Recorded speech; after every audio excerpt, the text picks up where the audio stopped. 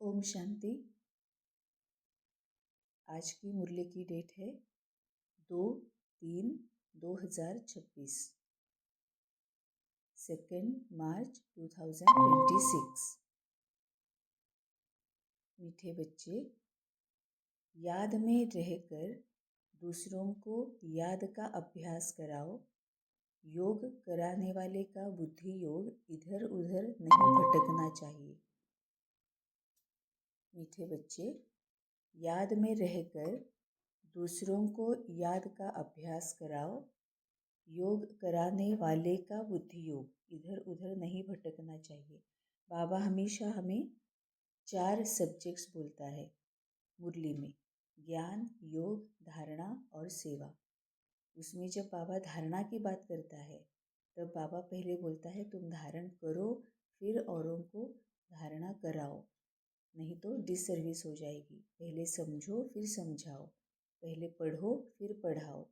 तो बाबा आज वही बोल रहा है कि पहले याद में खुद रहना है। याद में बैठना और याद में रहना, इसमें क्या अंतर है वो बाबा ने बहुत अच्छे से बता दिया है। तो जब भी हम कोई भी कर्म कर रहे हैं तो उस वक्त मन बुद्धि से अगर हम बाबा से जुड़े हुए हैं और वो कर्म कर रहे हैं, इसको ही बाबा कर्म योगी बोलता है। तो इस तरह से जब हम कर्म योगी बनकर कर्म करेंगे तो हमसे विकर्म नहीं होगा। विकर्म नहीं होगा तो उसके परिणाम भी अच्छे आएंगे।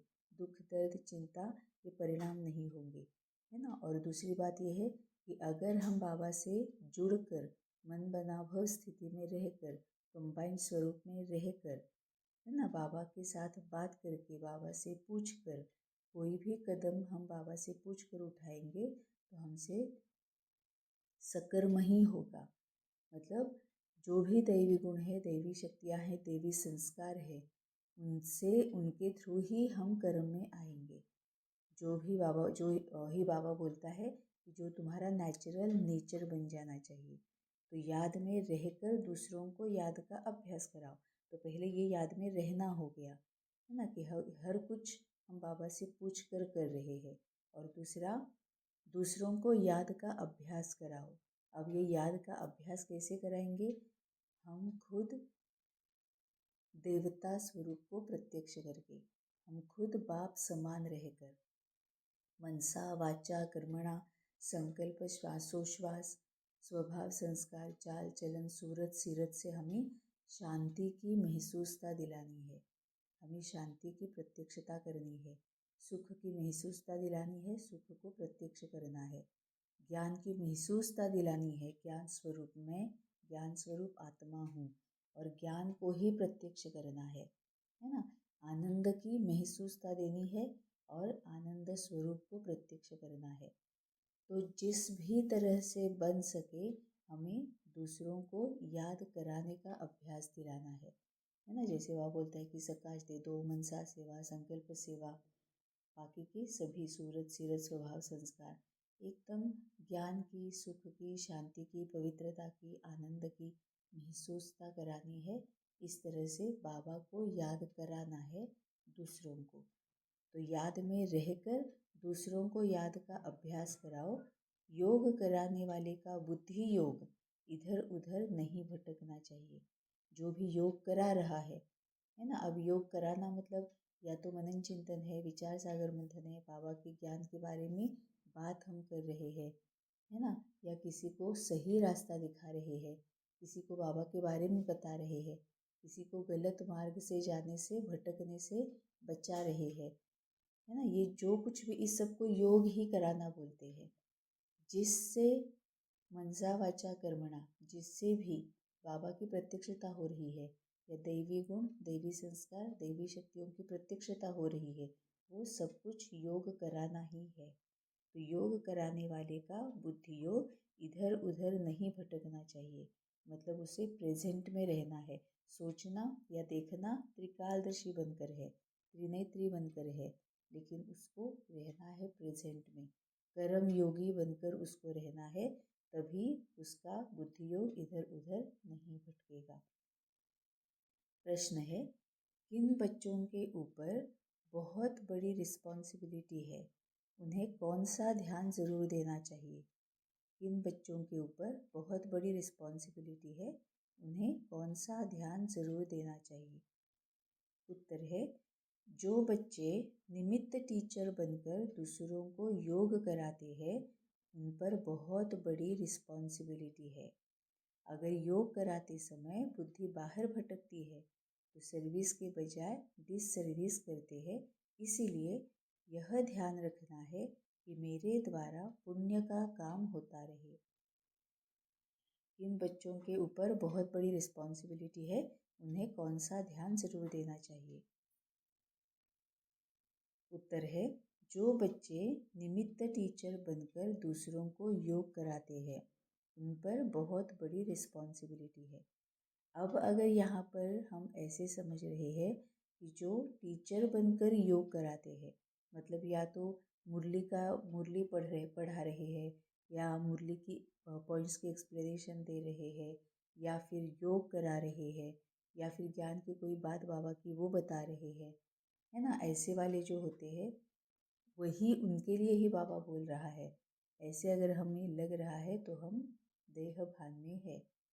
बाबा का हर एक बच्चा टीचर है। जहाँ पर बाबा का बच्चा रह रहा है वहाँ से ही वो सिखाना शुरू होता है, क्योंकि बाबा बोलता है कि पूरी दुनिया के सामने तुम स्टेज पर हो, और तुम ऐसे स्टेज पर हो कि पूरी दुनिया तुम्हें देख रही है। तो फिर तुम्हें हमेशा ख्याल रखना चाहिए कि मैं क्या सोच रहा हूँ, क्या बोल रहा हूँ, किस तरह से कर्म में आ रहा हूँ, मेरी बॉडी लैंग्वेज क्या है, मेरे फेशियल एक्सप्रेशंस क्या है ना। स्वभाव, संस्कार, सूरत, सीरत, है ना, ये सब कुछ तुम्हें ध्यान रखना है। तो बाबा का हर एक बच्चा टीचर है, क्योंकि बाबा का हर एक बच्चा जहाँ पर भी है वहाँ पर बाबा को प्रत्यक्ष कर रहा है। तो मैं शायद माँ के रूप में हूँ, पिता के रूप में हूँ, बच्चे के रूप में हूँ, या फिर भाई बहन के रूप में हूँ, या मेरा प्रोफेशन टीचर है ना, या फिर बाबा ने निमित्त बनाकर मुझे टीचर का रोल दिया है, पार्ट प्ले कर रही हूँ। चाहे जो भी है, बाबा का हर एक बच्चा टीचर है। अगर मैं किसी का भाई हूँ, मैं किसी के भाई का रोल प्ले कर रहा हूँ, तो भी मैं बाबा को ही प्रत्यक्ष कर रहा हूँ। मैं अगर पिता हूँ तो भी मैं बाबा को ही प्रत्यक्ष कर रहा हूँ। तो जो भी मेरे आसपास है, जिनके साथ भी मैं रह रहा हूँ या रह रही हूँ, मैं किसी न किसी को कुछ न कुछ सिखा रही हूँ। या तो मैं ये सिखा रही हूँ कि बाबा ने किस तरह से रहने के लिए बोला है, या फिर मैं ये सिखा रही हूँ कि बाबा ने क्या नहीं करने के लिए बोला है। तो हमें बेहद में रहकर सोचना है, क्योंकि मैं आत्मा हूँ। अगर बाबा का ये वाली सीख अगर मैं प्रत्यक्ष कर रही हूँ, अगर मुझे याद है, तो हर एक आत्मा जिसको ये याद है कि मैं आत्मा हूँ, परमपिता परमात्मा मेरा मेरा पिता है, वो हर एक बाबा का बच्चा टीचर है। तो जो बच्चे निमित्त टीचर बनकर दूसरों को योग कराते हैं, उन पर बहुत बड़ी रिस्पॉन्सिबिलिटी है। अब योग कराना मतलब भी क्या है कि हमें इस तरह से बाबा की प्रत्यक्षता करनी है कि उनको ऑटोमेटिकली ऐसे लगे, बेहद में जाकर सोचना है। आत्मा के लिए बाबा बोलता है ना। तो जो भी आत्मा जिस भी तरह से बाबा को प्रत्यक्ष कर रही है, देवी गुण, देवी संस्कार, देवी शक्तियों को प्रत्यक्ष कर रही है ना, उन पर ये रिस्पॉन्सिबिलिटी है कि वो दूसरों को योग करा रहे हैं, तो उन्हें कर्म योगी बनकर रहना है। अगर योग कराते समय बुद्धि बाहर भटकती है तो सर्विस के बजाय डिसर्विस करते हैं। इसीलिए यह ध्यान रखना है कि मेरे द्वारा पुण्य का काम होता रहे। अगर हम कोई भी काम कर रहे हैं, कर्म कर रहे हैं, और बुद्धि बाहर कब भटकेगी? जब हम विकार के वश होंगे, कमी कमजोरियाँ, अवगुण दुर्गुण के वश होंगे, मतलब बुद्धि बाहर भटक रही है ना। मैं अगर योग करा रही हूँ, या फिर मैं अगर स्वभाव, संस्कार, सूरत, सीरत से, चाल चलन से अगर मैं बाबा को प्रत्यक्ष कर रही हूँ, है ना, ज्ञान रत्न ही मुख से निकाल रही हूँ, इस तरह से मैं कर रही हूँ, लेकिन पीछे बैक ऑफ द माइंड मैं अगर कोई अपेक्षा कर रही हूँ कि इससे मेरा नाम हो, इससे मेरा मान बढ़ जाए, इससे मेरी शान बढ़ जाए, इन्होंने कम से कम मेरा नाम तो लेना चाहिए कि देखो देखो इस भाई ने या इस बहन ने हमें अच्छा समझाया। तो हमारी बुद्धि भटक रही है। अगर मैं ये अपेक्षा कर रही हूँ कि जो कुछ भी बाबा बाबा निमित्त बनाकर, यहाँ तो मुझे पता है कि बाबा निमित्त बनाकर करा रहा है, लेकिन फिर भी अगर मैं अपेक्षा कर रही हूँ कि इनको समझ में आना ही चाहिए, इनमें इमीडिएटली परिवर्तन दिखना ही चाहिए, अभी तक परिवर्तन नहीं दिख रहा है, क्यों नहीं दिख रहा है, कब दिखेगा, कितना दिखेगा, कितनी बार बताना पड़ेगा, है ना, ये कब तक चलेगा। इस तरह से या तो मैं अपेक्षा रख रही हूँ या क्या क्यों कैसे कब के क्यों में अगर लग रही हूँ, तो मेरी बुद्धि भटक रही है ना। जिस वक्त अगर मैंने बाबा को बताया कि बाबा मैं सेवा के लिए तैयार हूँ, आज ना तुम मुझसे सेवा करा लो, मनसा या वाचा या कर्मणा जो भी हमने बाबा को बताया हुआ है, वो अगर सेवा सामने आ गई है, आ रही है, लेकिन मैं अगर आलस में हूँ कि नहीं अभी तो कंटाला आ गया, अभी तो मुझे आराम करना चाहिए, इस तरह से मैं आलस कर रही हूँ, तो मेरा बुद्धि योग भटक रहा है, तो वो सर्विस नहीं होगी, मैं डिससर्विस कर रही हूँ।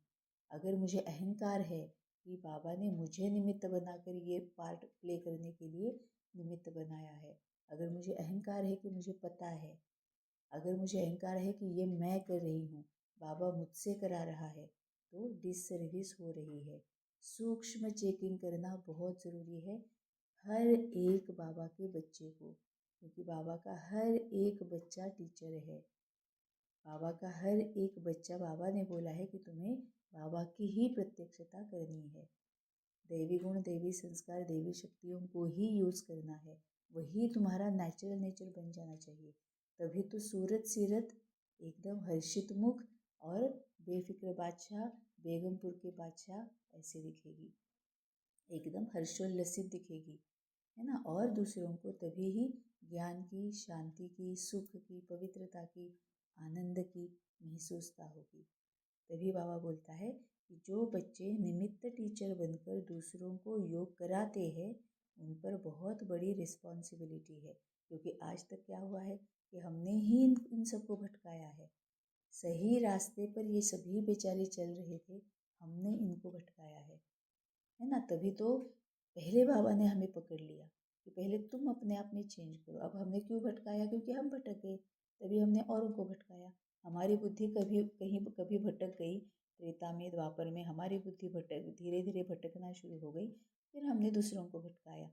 तभी बाबा बोलता है कि पहले तुम आ जाओ मेरे पास, पहले तुम्हारी बुद्धि सही रास्ते पर होनी चाहिए, और फिर तुम्हें देखकर जो भी तुम्हारे कार्मिक वंशावली के हैं, तुम्हें देखकर फिर तुम्हारे पीछे पीछे पीछे सही रास्ते पर आ जाएंगे, है ना। बाबा बोलता तो बहुत मीठा मीठा, बहुत शुगर कोटेड वर्ड्स यूज़ करता है कि तुम पूर्वज हो, तुम उद्धार मूर्त हो, तुम आधार मूर्त हो, लेकिन इसके पीछे का मतलब क्या है कि तुम पूर्वज हो, इसका मतलब तुम ही जिम्मेवार हो। जैसे तुमने किया है वैसे ही सभी ने तुम्हारी देखा देखी तुम्हारे पीछे पीछे करते आए हैं, तो अभी वापस तुम्हें उद्धार मूर्त बनना है, तुम ही इसके आधार मूर्त हो। जिनको जिनको तुमने भटकाया है, उनको उनको तुमने ही सही मार्ग पर लाना है ना। तो जो बच्चे निमित्त टीचर बनकर दूसरों को योग कराते हैं, उन पर बहुत बड़ी रिस्पॉन्सिबिलिटी है। अगर योग कराते समय बुद्धि बाहर भटकती है, तो सर्विस के बजाय डिसर्विस करते हैं। इसीलिए यह ध्यान रखना है कि मेरे द्वारा पुण्य का काम होता रहे। धारणा के लिए मुख्य सार है, पहली पॉइंट, राजाई का मेडल लेने के लिए सबके दिल को खुश करना है, बहुत बहुत रहमदिलपन अपना और सर्व का कल्याण करना है, हड्डी सेवा करनी है। राजाई का मेडल लेने के लिए, अब राजाई का मेडल मतलब स्वराज्य अधिकारी पहले बनना है। अपने मन बुद्धि और बाकी कर्मेंद्रियों पर पहले हमारा राज्य होना चाहिए, अधिकार होना चाहिए कि मैं क्या सोच रही हूँ, मैं कौन सा डिसीजन ले रही हूँ, मैं क्या देख रही हूँ, मैं क्या सुन रही हूँ, मैं क्या बोल रही हूँ, है ना। सभी ज्ञानेंद्रियों और कर्मेंद्रियों के ऊपर मेरा खुद का कंट्रोल होना चाहिए, तो तभी मुझे स्वराज्य अधिकार का पद मिलेगा, मैं तभी स्वराज्य अधिकारी बन जाऊंगी। जब मेरे सभी कर्मेंद्रियों पर मेरा कंट्रोल आएगा, तब मैं विश्व कल्याण करती हूँ। क्यों? क्योंकि अपने ऊपर कंट्रोल आने की वजह से मैं बाबा के दैवी गुण, बताए हुए दैवी गुण, दैवी संस्कार, दैवी शक्तियों को अब प्रत्यक्ष कर रही हूँ, ज्ञान को प्रत्यक्ष कर रही हूँ। मनसा वाचा कर्मणा स्वभाव संस्कार सब तरह से मैं ज्ञान को प्रत्यक्ष कर रही हूँ, शांति को महसूस करा रही हूँ, सुख को महसूस करा रही हूँ, तो सबका कल्याण हो रहा है ना? क्यों? क्योंकि उनको महसूसता हो रही है और फिर वो हमारी तरफ आकर्षित होंगे। हमारी तरफ मतलब बाबा की तरफ, क्योंकि वो बाबा ही हमें निमित्त बनाकर उनको ये महसूसता दिला रहा है। तो राजाई का मेडल लेने के लिए सबके दिल को खुश करना है। अब दिल मतलब क्या? बाबा आत्मा के लिए बोलता है। आत्मा का दिल मतलब मन। अब ये खुशी की, ज्ञान की, पवित्रता की, शांति की महसूसता किसे होती है? आत्मा को होती है। मन को शांति महसूस होती है, मन को खुशी महसूस होती है, आनंद महसूस होता है ना? तो ये दिल को खुश करना है, सबके मन को। बाबा हमेशा बोलता है जो भी तुम्हारे सामने आए वो खाली हाथ नहीं लौटना चाहिए। वो फिर तुम्हारे साथ बात करे ना करे, तुम्हारा कोई रिश्तेदार हो ना हो, तुम उसके इंटरेक्शन में आओ ना आओ, अगर वो पास भी हो रहा है, हमारे बाजू से चला भी जा रहा है कोई भी आत्मा, ऐसे ही सामने से चली जा रही है, इमीडिएटली उसको वो शांति महसूस होनी चाहिए। ये रे एकदम मन अंदर से खुश हो जाना चाहिए, है ना?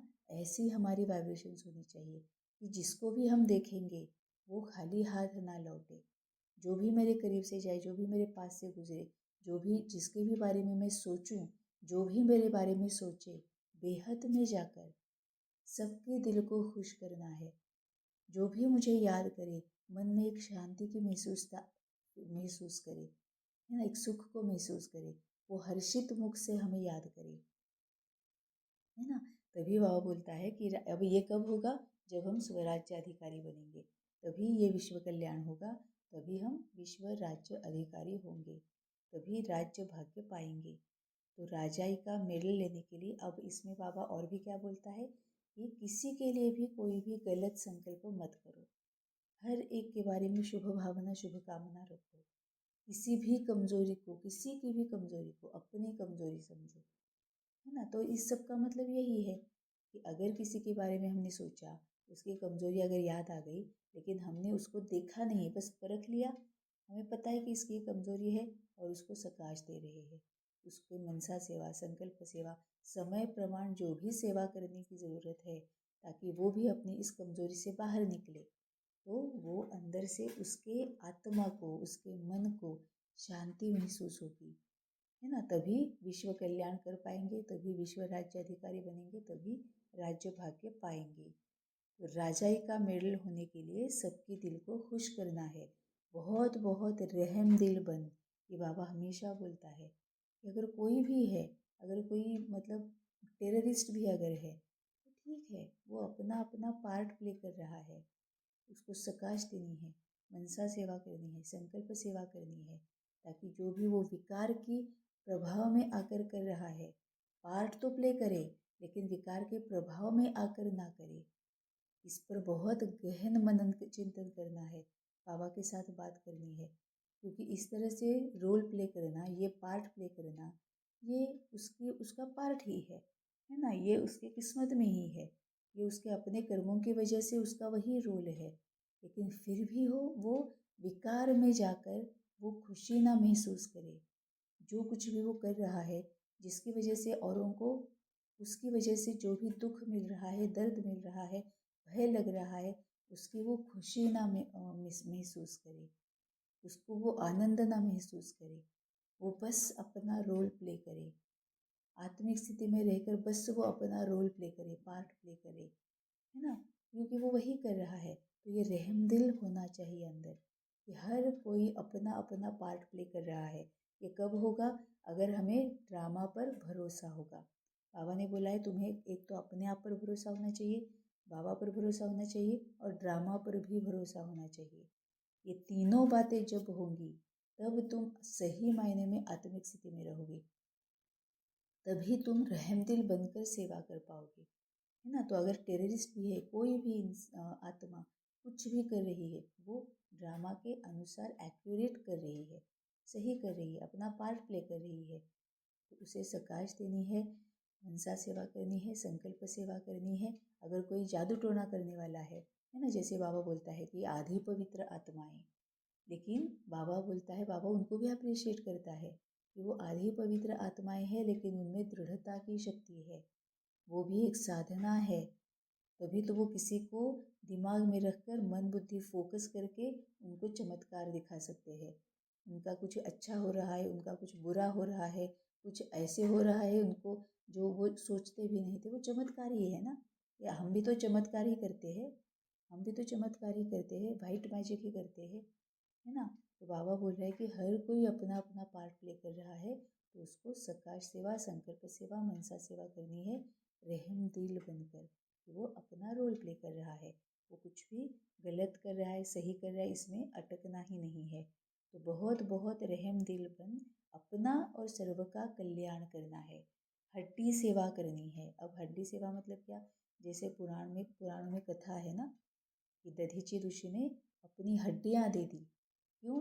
क्योंकि उससे फिर वो इतना उनका तप हुआ था, उन्होंने इतनी साधना की थी कि किसी ने उनको बोला कि अगर उस राक्षस को मारना है तो तुम्हारी हड्डी के टूल्स बनेंगे, औजार बनेंगे, उस औजार से अगर उस राक्षस को मारेंगे तभी वो राक्षस मरेगा।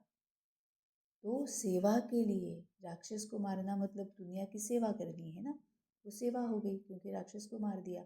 अब आत्मा के रूप में इसे कैसे लेना है कि ये जो विकार है, कमियां कमजोरियां है, हर एक के अंदर जो है, कामना, क्रोध, लोभ, मोह, मत्सर, अहंकार, ईर्ष्या, द्वेष, स्वार्थ, आलस्य और इसके बच्चे जच्चे, इन सब का इन सबको खत्म करने के लिए, इनको भस्मीभूत करने के लिए दधीची ऋषि ने इतना तप किया, इतनी साधना की कि अपने हड्डियों को भी दे दिया, है ना। तो दधीची ऋषि ने जैसे हड्डियों को दिया, इसका ही मतलब हमें क्या करना है कि हमें पूरी तरह से समर्पित होना है सेवा के लिए। अपने शरीर का ख्याल भी रखना है, लेकिन सेवा भी करनी है। जैसे बाबा हमेशा बैलेंस रखने के बारे में बोलता है ना, योग और सेवा, इसमें भी बैलेंस रखना है। देहभान देही अभिमानी, इसमें बैलेंस रखना है। ज्ञान और सेवा, इसमें बैलेंस रखना है। ज्ञान योग, इसमें बैलेंस रखना है ना। तो बैलेंस भी रखना है, तो हड्डी सेवा करनी है, पूरी तरह से सेवा में समर्पित होना है। दूसरी पॉइंट है, देह अभिमान में आकर डिसर्विस नहीं करनी है, सदा पुण्य का काम करना है। आप समान ब्राह्मण बनाने की सेवा करनी है, सर्विसेबल का रिगार्ड रखना है। अब देहाभिमान में आकर डिसर्विस नहीं करनी है। हम अगर सर्विस कर रहे तो पूरी तरह से निमित्त भाव, निर्मल स्वभाव, निर्माण चित्त, इसी में रहकर सर्विस करनी है। जरा भी अगर अपेक्षा की, आलसी हो गए, अहंकार में आ गए, जलन में आ गए, कंपैरिजन कर ले कि देखो इनसे ये करा रहे हैं, मुझे तो ये दे ही नहीं रहे हैं, है ना, ये तो मेरी सर्विस है, इनकी सर्विस नहीं है, अब इन्होंने क्यों की, है ना। ये अगर जलन की भावना है, तुलना कर रहे हैं किसी से, कंपैरिजन कर रहे हैं, ये सभी कमियां और कमजोरियां है। तो बैक ऑफ द माइंड भी अगर ये होगा, क्योंकि वहीं पर इंटेंशन ही सबसे इम्पोर्टेंट मायना रखा जाता है, इंटेंशन ही सबसे इम्पोर्टेंट है। तुम किस इंटेंशन के साथ संकल्प कर रहे हो, यही इम्पोर्टेंट है। तभी तो बाबा बोलता है ना कि दान और सेवा, इसमें डिफरेंस है।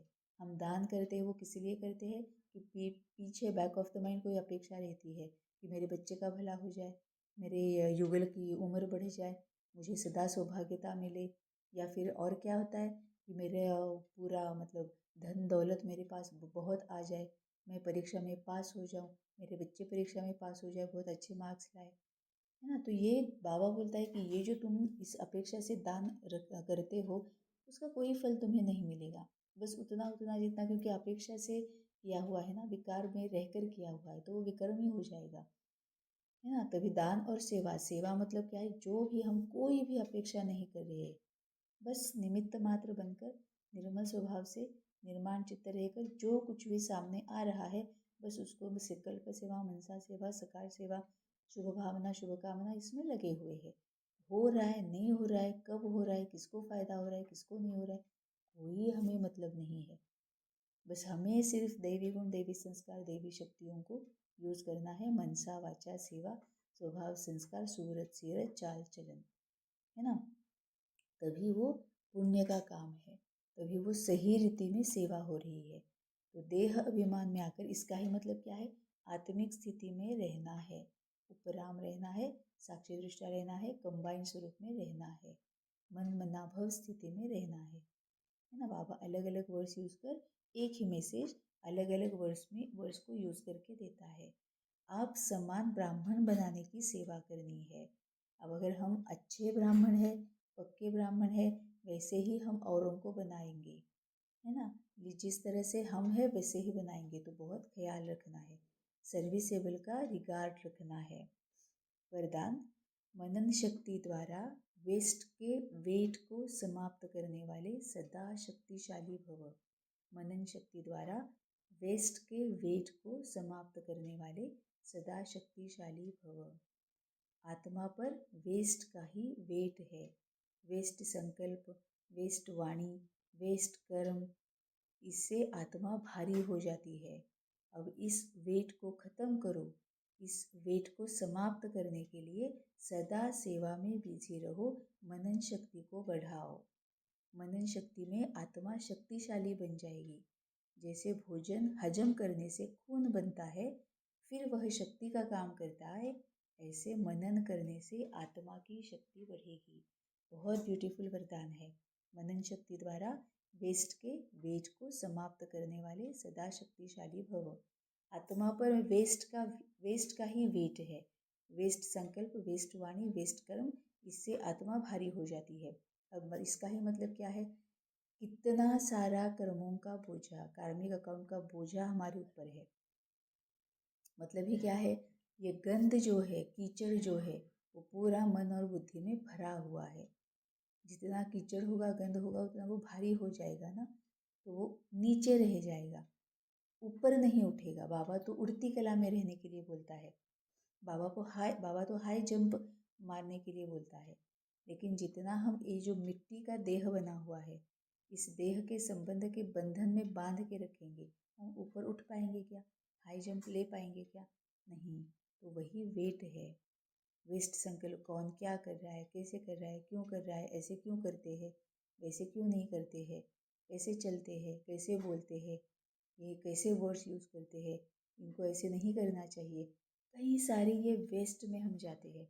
इतना हमें आदत पड़ चुकी है कि किसी के भी प्रति एक भी इंसान या एक भी आत्मा अभी भी ऐसी नहीं है जिसके बारे में हम सोच सके इससे तो मैं पूरी तरह से अनकंडीशनल प्यार करती हूँ, इसको मैंने अनकंडीशनल एक्सेप्ट किया है। बाबा तक को हम अनकंडीशनल लव नहीं करते हैं, बाबा तक को हम अनकंडीशनल एक्सेप्टेंस नहीं देते हैं, अनकंडीशनली एक्सेप्ट नहीं करते हैं। जब तक अनुभव नहीं होता है ना, तब तक हम उसको मानते नहीं है, भरोसा नहीं करते हैं। जब तक अनुभव नहीं होता है, महसूसता शांति की, सुख की नहीं होती है, उससे प्यार नहीं करते हैं। अभी भी कई सारे भाई बहन ऐसे हैं जो अपने आप को बहुत मतलब बाबा के सही बच्चे, बाबा के राइट हैंड समझते हैं, लेकिन बाबा बोलता है अभी भी उनका ज्ञान जो है वो बुद्धि तक है, उनका स्नेह जो है वो बुद्धि तक का स्नेह है, आत्मा का स्नेह नहीं है, आत्मा में अभी ज्ञान नहीं आया है। तो बाबा को भी हम ठीक से फॉलो नहीं करते, क्योंकि उसके जिसके साथ प्यार हो उसके समीप रहेंगे, तभी संपन्न होंगे, तभी समान होंगे। तो ये पूरा वेस्ट जो है ना, ये कंपैरिजन करना, जलन करना, भरोसा ना रखना, ठगी करना, पीठ पीछे कुछ बात करना, ये पूरा वेस्ट संकल्प जो है, वेस्ट वाणी जो है, जहाँ पर ज़रूरत नहीं है वहाँ पर बोलना, जो ज़रूरत नहीं है वो बोलना, है ना। क्या सही है क्या गलत है इसके ऊपर फोकस ना करके मैं कैसे सही हूँ, तुम कैसे गलत हो, इसके ऊपर ध्यान देना, है ना। बाबा बोलता है इससे आत्मा भारी हो जाती है। क्यों? क्योंकि कितने सारे कार्मिक अकाउंट्स हम बना रहे हैं, वो पूरा मन में वही भरा है, बुद्धि में वही भरा है, तभी तो उनकी याद आती है। जिनकी भी याद आ रही है पक्का उनके साथ का कार्मिक अकाउंट है ना। इसकी भी विधि बाबा ने बोली है। जैसे ही किसी की याद आएगी सबसे पहले फॉरगिवनेस करो, माफ़ी मांग लो, माफ़ कर दो मन से। ऐसे ही उड़ते उड़ते नहीं, चलते चलते नहीं, मन से माफ़ी मांगनी है, माफ़ करना है, सकाश देनी है, और समझ में आ जाएगा धीरे धीरे धीरे धीरे ये फालतू की यादें है ना, वेस्ट जो संकल्प है ना, वो बहुत कम हो रहे हैं। सिर्फ ज्ञान का ही चल रहा है, शुभ भावना शुभ कामना का ही चल रहा है। अब इस वेट को खत्म करो। इस वेट को समाप्त करने के लिए सदा सेवा में बिजी रहो। अगर किसी की याद आती है, पहले सेवा करो, सकाश दे दो उसको। मनन शक्ति को बढ़ाओ।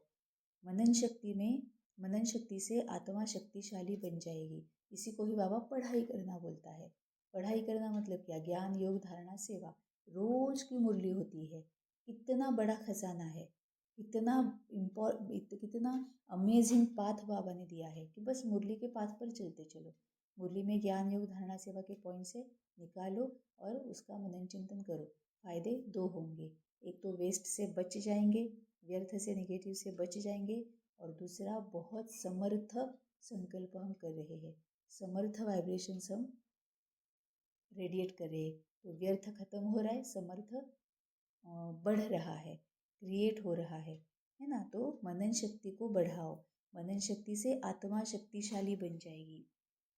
जैसे भोजन हजम करने से खून बनता है, फिर वह शक्ति का काम करता है, ऐसे मनन करने से आत्मा की शक्ति बढ़ेगी, है ना। जैसे बाबा बोलता है ना कि बाहर से इन्फॉर्मेशन मिलती है, मुरली से भी इन्फॉर्मेशन मिलती है, उसके ऊपर चर्निंग करनी है, मनन चिंतन करना है। तो जिस भी पॉइंट्स के ऊपर, मुरली के जिस भी टॉपिक्स के ऊपर हम मनन चिंतन करेंगे, चर्निंग करेंगे, अपने पीछे वाले एक्सपीरियंस को याद करके उसमें से क्या सीखा, अब आगे ऐसी सिचुएशन आएगी तो मुझे कैसे रिस्पॉन्ड करना है, रिएक्शन मतलब क्या, रिस्पॉन्स मतलब क्या, अच्छी तरह से मनन चिंतन करेंगे तो वो जो इन्फॉर्मेशन है वो नॉलेज बन जाएगी, है ना। नॉलेज जब बनेगी तो फिर वो उसको इम्प्लीमेंट कहाँ पर करना है, बुद्धि यूज़ करेंगे, है ना। बुद्धि तल्लक हो जाती है ना, नॉलेज मिल जाती है तो बुद्धि तल्लक हो जाती है।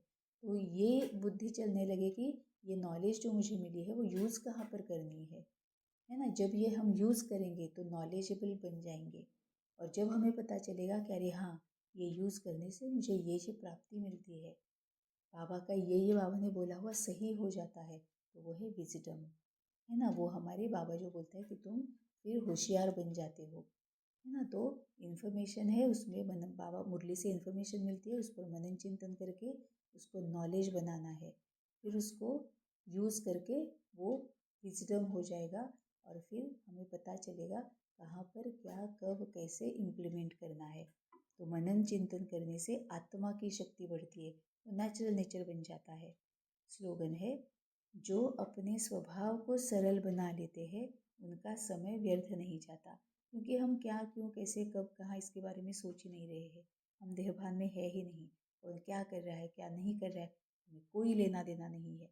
हमें सिर्फ अपने आप पर फोकस करना है कि मैं इस वक्त क्या कर रही हूँ, मैं क्या सोच रही हूँ, मैं क्या बोल रही हूँ, मैं कौन सा कर्म कर रही हूँ, कर्म योगी बनकर कर्म कर रही हूँ या नहीं कर रही हूँ, स्वभाव संस्कार मेरा क्या प्रत्यक्ष हो रहा है, मेरी चाल चलन क्या दिखा रही है ना, और मेरे ये जो सूरत सीरत से क्या प्रत्यक्ष हो रहा है। अपने ऊपर फोकस करना है, तो स्वभाव को सरल बनाना है। स्वभाव को सरल बना लेते हैं, उनका समय व्यर्थ नहीं जाता। अव्यक्त इशारे, निश्चय के फाउंडेशन को मजबूत कर, निश्चय के फाउंडेशन को मजबूत कर सदा निर्भय और निश्चिंत रहो। जो निश्चय बुद्धि होगा वह निश्चिंत होगा। अब ये निश्चय बुद्धि कहाँ पर? एक तो अपने ऊपर, दूसरा बाबा के ऊपर, और तीसरा ड्रामा के ऊपर। जो निश्चय बुद्धि होगा वह निश्चिंत होगा, उसे किसी भी प्रकार का चिंतन व चिंता नहीं होगी। क्या हुआ, क्यों हुआ, ऐसे नहीं होता, यह व्यर्थ चिंतन है। निश्चय बुद्धि निश्चिंत, वह कभी व्यर्थ चिंतन नहीं करेगा। सदा स्वचिंतन में रहने वाला स्वस्थिति से परिस्थिति पर विजय प्राप्त कर लेता है। निश्चय बुद्धि निश्चिंत, वह कभी व्यर्थ चिंतन नहीं करेगा। सदा स्वचिंतन में रहने वाला स्वस्थिति से परिस्थिति पर विजय प्राप्त कर लेता है। अब सदा स्वचिंतन में मतलब स्वदर्शन चक्र घुमाते रहना। पहले मैं, अभी पिछले क्षण में मैं कैसा था, अगले क्षण में मुझे चेंज होना है। पिछले क्षण में मैंने क्या क्या कमजोरियां प्रत्यक्ष की, किस किस कमजोरियों को मैंने यूज़ किया, अभी मुझे उनको छोड़ देना है ना, और मुझे दैवी शक्तियों को, दैवी गुणों को यूज करना है। तो जो निश्चय बुद्धि होगा, बाबा के ऊपर निश्चय, अपने ऊपर निश्चय, ड्रामा के ऊपर निश्चय। बाबा के ऊपर निश्चय मतलब बस वो हो ही जाएगा, बाबा है तो चिंता की क्या बात है। अपने ऊपर निश्चय कि मेरे पास दृढ़ता है, मैं करूँगा। बाबा अगर मुझसे करा रहा है तो ये चांस मैं जाने नहीं दूंगा, ये अपने ऊपर दृढ़ता। और ड्रामा के ऊपर निश्चय, जो भी ड्रामा में हो रहा है वो एक्यूरेट है। कोई भी आत्मा कुछ भी कर रही है वो एक्यूरेट है ड्रामा के अनुसार, वो अपना पार्ट प्ले कर रही है ना। तो इस तरह से जो रहेगा, स्वस्थिति में परिस्थिति पर विजय प्राप्त कर लेगा। ये अगर हमारी स्थिति रहेगी, स्थिति मतलब जो लंबे समय तक जो चलती है उसको स्थिति बोला जाता है। तो इस स्थिति में जो रहेगा वो परिस्थिति पर विजय प्राप्त कर लेगा। ओम शांति।